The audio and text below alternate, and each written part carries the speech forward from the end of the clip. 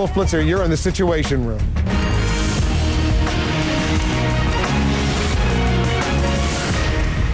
Call it the 10% solution. Ron Paul elbows his way back into the spotlight with a solid showing in Iowa, and he's got high hopes, very high hopes, for New Hampshire. Let's turn to CNN's Carol Costello. She's watching this story for us.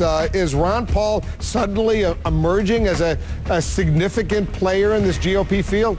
Well, I got to tell you, well, certainly the Republican National Committee in New Hampshire thinks so. The chairman telling me today Paul could finish third in New Hampshire. The big controversy over Paul in that state, though, was swirling around a Sunday Fox News forum.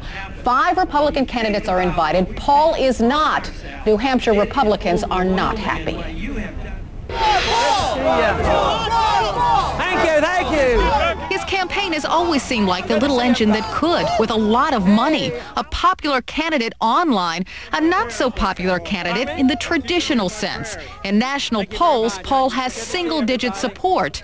Then came Iowa. I know we didn't come out at the bottom. I know we beat the Giuliani guy.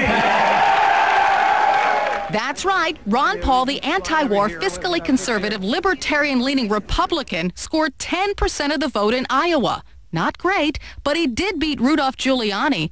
Giuliani got just 4%. And today, Paul almost scored another modest win. The New Hampshire Republican Committee met with Fox News to again threaten to pull its sponsorship of the network's Republican Forum.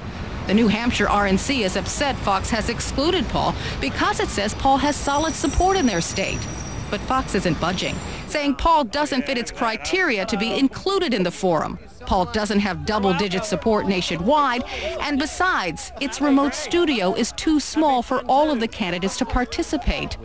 Critics say hogwash.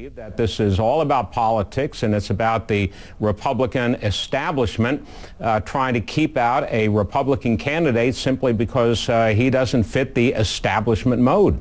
Other conservative voices echo Barr, saying Paul is easily beating Thompson in New Hampshire.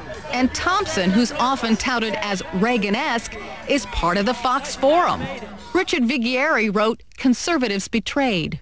He is clearly a serious, viable candidate. And why an important network like Fox wants to silence his voice is a mystery to me and many Americans.